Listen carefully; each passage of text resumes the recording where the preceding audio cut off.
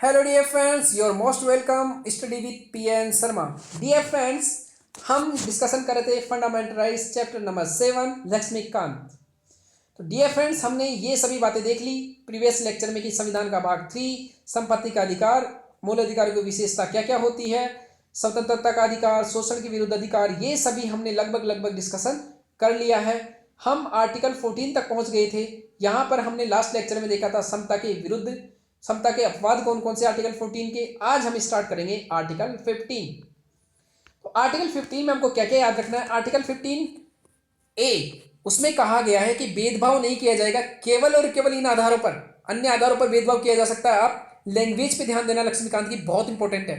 केवल इन आधारों पर भेदभाव नहीं किया जाएगा, बाकी और कोई आधार होंगे तो भेदभाव किया जा सकता है। बहुत समझदार है राज्य, संविधान की निर्भरता भी समझदार थे। उन्होंने कहा रिलीजन, रेस, कास्ट, जेंडर और बर्थ प्लेस, इनके आधार पर भेदभाव नहीं किया जाएगा।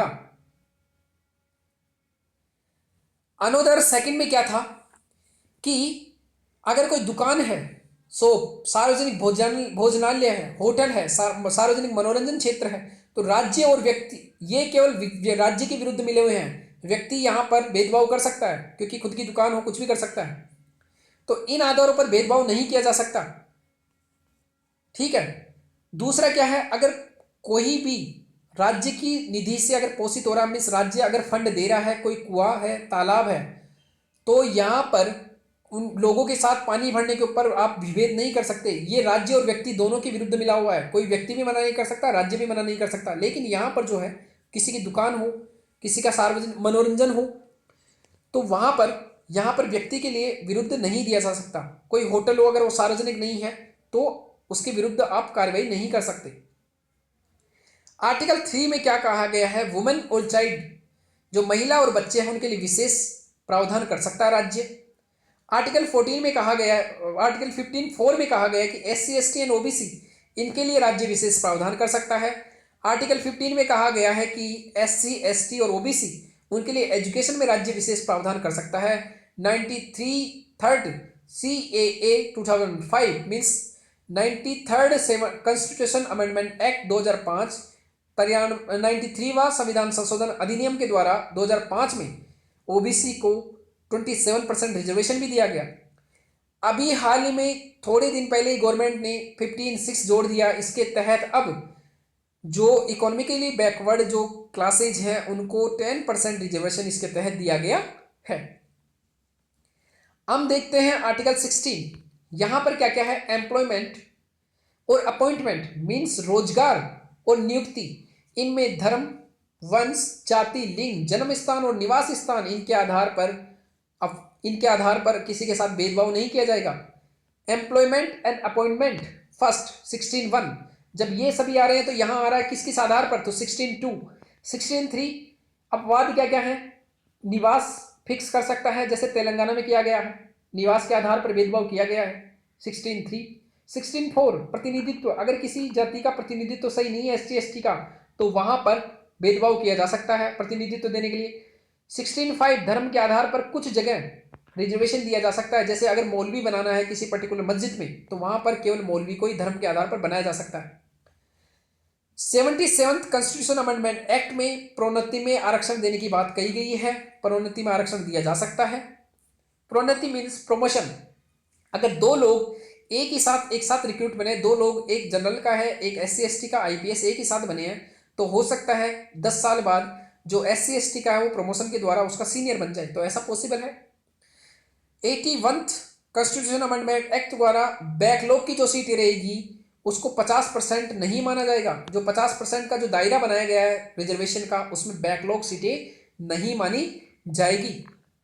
आर्टिकल 17 अस्पृश्यता की समाप्ति मीन्स जो अनटचेबिलिटी है उसको समाप्त करने का। यहां पर संविधान में अस्पृश्यता की कोई परिभाषा नहीं दी गई है कि किस आधार पर, ना ही एक्ट में दिया गया है, क्योंकि जो एक्ट बनाया गया है नागरिक अधिकारों की सुरक्षा अधिनियम means right protection of right civilian rights 1955, इसमें छुआछूत को दंडनीय अपराध बनाया गया है। 6 मंथ का कारावास, जेल और 500 रुपये जुर्माना या दोनों। साथ ही में संसद और राज्य विधानमंडल में चुनाव लड़ना अयोग्य हो जाएगा अगर कोई व्यक्ति इसके तहत पाया गया है, उसके ऊपर अगर कोई मुकदमा चला है इसके तहत, तो वो चुनाव नहीं लड़ सकता पूरी लाइफ भर। अपराध क्या क्या होगा, किस किस आधार पर उसको अपराध माना जाएगा? अनटचेबिलिटी, किसी को पूजा प्रवेश स्थल में रोकना जाने से करने नहीं देना, किसी दुकान होटल सार्वजनिक मनोरंजन स्थल में प्रवेश को रोकना, अस्पताल शिक्षण संस्थान होटल उनमें प्रवेश को रोकना किसी व्यक्ति के, किसी सेवा से उसको वंचित करना। अगर कोई व्यक्ति सेवा जैसे स्कूल में एजुकेशन लेने जा रहा है या बस में बैठना चाह रहा है, उसको मना कर देना। किस किस पर लागू होगा? ये राज्य पर भी लागू होगा और ये निजी व्यक्ति पर भी लागू होगा। कोई एक निजी व्यक्ति भी किसी के साथ छुआछूत नहीं कर सकता। अगर आपके घर में कोई निचली जाति के लोग आते हैं, आप छुआछूत किया तो आपको 6 महीने की जेल की हवा खानी पड़ेगी। तो ये क्या है? आर्टिकल 17, और ये बहुत इंपॉर्टेंट है। ये छुआछूत को मिटाने के लिए, जातिगत भेदभाव को मिटाने के लिए, और जितना भी हमारे वर्ण व्यवस्था थी और जो अभी भी चली आ रही है, उन सभी को मिटाने के लिए आर्टिकल 17 बहुत इंपॉर्टेंट है। आर्टिकल 18 क्या है? आर्टिकल 18 में कहा गया है कि उपाधियों का अंत, मीन्स टाइटल्स, कोई टाइटल्स नहीं लगा सकता। महाराजा, राजा, रानी, इस टाइप के टाइटल्स अब गुजरे जमाने की बातें हो गई। आपने जब संविधान नहीं बना था, जब हम आज़ाद नहीं होते, उससे पहले जो करना था कर लिया। ठाकुर, ये सभी अब नाम के आगे नहीं लगेंगे। तो अब क्या होगा? सेना, आर्मी और एजुकेशन, वहां पर आप टाइटल्स लगा सकते हो, उपाधि लगा सकते हो। जैसे आचार्य, डॉक्टर, इंजीनियर, ये क्या है? एजुकेशन की उपाधियां। सेना में आप कर्नल लगा सकते हो, मेजर लगा सकते हो, ब्रिगेडियर लगा सकते हो, ये सब क्या है? आर्मी की उपाधियां।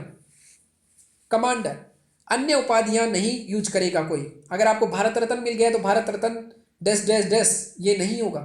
Padma Vibhushan dash dash dash, ये नहीं चलेगा। भारतीय नागरिक विदेशी राज्य से कोई उपाधि नहीं ले सकते।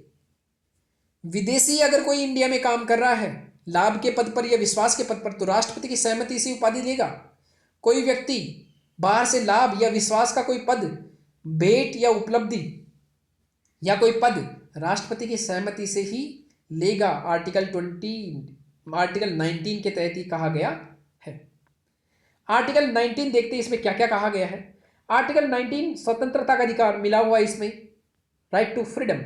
इसमें 19(1)(a), इसमें वाक और अभिव्यक्ति, मीन्स आप प्रेस में कुछ भी बोल सकते हो, लेकिन किसी का फोन टेप नहीं कर सकते, बंद नहीं कर सकते, हड़ताल नहीं कर सकते। और प्रदर्शन आप कर सकते हो लेकिन बंद नहीं कर सकते, फोन टैप नहीं कर सकते, आप हड़ताल नहीं कर सकते, ये सभी आप नहीं कर सकते।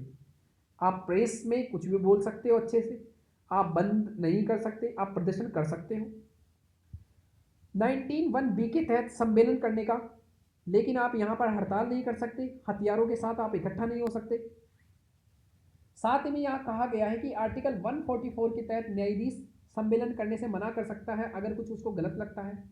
आर्टिकल 141 के तहत कलेक्टर के पास ये पावर है कि 5, अब तो इसको एक व्यक्ति भी कर दिया है कि एक व्यक्ति को भी मनाही हो सकती है, 5 या उससे ज़्यादा एक जगह इकट्ठे नहीं हो सकते। 19(1)(c) के तहत संगम बनाने का, मीन्स संघ बनाने का, सहकारी समिति बनाने का, लोगों का एक समूह बनाने का। सहकारी समिति कब से? 97 संविधान संशोधन के द्वारा इसको जोड़ा गया है। लेकिन यहाँ पर संगम या संघ या सहकारी समिति मोल भाव, हड़ताल और तालाबंदी के लिए नहीं कर सकते संघ। आर्टिकल 1D घूमना, तो आप पूरे देश में कहीं भी घूम सकते हो, लेकिन राज्य प्रतिबंध लगा सकता है। कोई एड्स का रोगी है तो उस पर प्रतिबंध लगा सकता है। कोई अपराधी है, सेक्स वर्कर है, तो उसके ऊपर भी अब क्या कर सकता है? राज्य प्रतिबंध लगा सकता है। SC/ST की संस्कृति की सुरक्षा के आधार पर उनके एरिया में घुसने से आपके ऊपर प्रतिबंध लगाया जा सकता है। आर्टिकल 1E बसना, आप कहीं भी बस सकते हो। आर्टिकल 19(1)(f), इसको जमीन खरीदना, अधिग्रहण बेचना, इसको फंडामेंटल राइट से हटा दिया गया। अब इसको आर्टिकल 300A के तहत लीगल राइट बना दिया गया है। आर्टिकल 19(1)(g), व्यापार करने की स्वतंत्रता, आप पूरे इंडिया में कहीं भी व्यापार कर सकते हो, आप फ्री हो। आर्टिकल 20 ये क्या कहता है? Protection respect of conviction for offences. यहाँ पर जो आपको अपराध किए हो, कोई भी अपराध किए हो, उसको दोष सिद्ध होने से पहले आपको संरक्षण मिलेगा। कि हो सकता है कि आपने अपराध किया ही नहीं हो, पुलिस ने आपको वैसे ही पकड़ लिया हो। तो इसमें 3 व्यवस्थाएं की गई है। अगर आपने कोई अपराध किया है तो कोई भी कानून जो आज अगर आपने आज मर्डर किया है, आज मर्डर करने पर आपको 10 साल की सज़ा का नियम है, बाद में पता लगा कि आपका जो ट्रायल था वो चलते चलते 3 साल हो गया, 3 साल बाद में गवर्नमेंट ने 20 साल की सज़ा का प्रावधान कर दिया, तो आपके ऊपर तो जिस दिन आपने कानून के तहत जो अपराध किया था वही आपका कानून लगेगा। लेकिन ये कहाँ, केवल और केवल आपराधिक मामलों में, सिविल मामलों में ये कानून नहीं चलेगा। सिविल मामलों में पिछली तारीख से भी जाकर लागू हो सकता है। इसको बोलते हैं नो एक्स फैक्टो लो। डबल जियोपार्डी मीन्स आपको एक ही अपराध के लिए डबल बार कानूनी जो न्यायालय है या न्यायिक अधिकरण है उनमें एक ही बार डबल बार सेम प्रक्रिया नहीं चलाई जाएगी आपके ऊपर, लेकिन विभागीय कार्यवाही की जा सकती है एक बार नहीं डबल बार। नो सेल्फ इंक्रिमेशन मीन्स सुनवाई के दौरान आपने अपने बारे में क्या बोला है उनको आपके विरुद्ध गवाही के रूप में उपयोग नहीं किया जाएगा। लेकिन यहाँ पर ये भी आपराधिक मामले, यहाँ पर ये भी केवल आपराधिक मामले, डबल जियोपार्डी और ये भी आपराधिक मामले मीन्स तीनों आपराधिक मामलों में ही लागू होंगे। अगर सिविल मामले हैं तो ये लागू नहीं होंगे। अगर आपने क्रिमिनल एक्टिविटीज़ की है तो भी तीनों लागू करवा सकते हो। अगर आपने सिविल कोई एक्ट किया है तो आपके ऊपर ये लागू नहीं होगा। अगर आपने टैक्स नहीं चुकाया है तो क्या है, सिविल एक्ट, इसमें आपके ऊपर तीनों लागू हो सकते हैं। स्टडी विद पीएन शर्मा आप जरूर शेयर करना माय डियर फ्रेंड्स, जितना सपोर्ट हो सके आप जरूर करना, इसका लाभ सभी तक पहुंचे। आगे हम डिस्कशन करेंगे आर्टिकल 21 का।